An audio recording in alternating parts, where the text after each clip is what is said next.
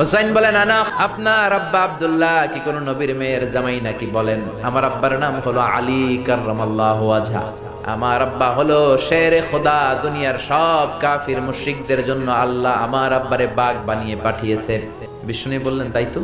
আবার হুসাইন প্রশ্ন করলেন নানা বলেন তো আপনার আম্মার নাম কি? বিষ্ণু বললেন আমার মায়ের নাম আমিনা।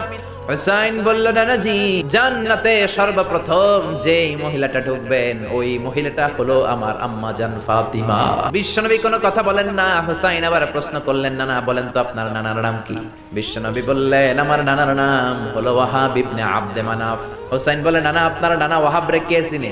আর আমার নানারে চিনে না এমন কোন মানুষ পৃথিবীতে নাই। এই হলো আমার নানা। এবার বলেন কে দামি? বিশ্বনবী আর ধৈর্য ধারণ করতে পারেন না, ধা ধা করে চোখের পানিগুলো ছেড়ে হোসেনকে বুকের মধ্যে জড়িয়ে ধরেন আর বলেন হুসাইন তুমি ঠিকই বলেছ, আসলে আমি নবীর চাইতে তোমার দাম আল্লাহর কাছে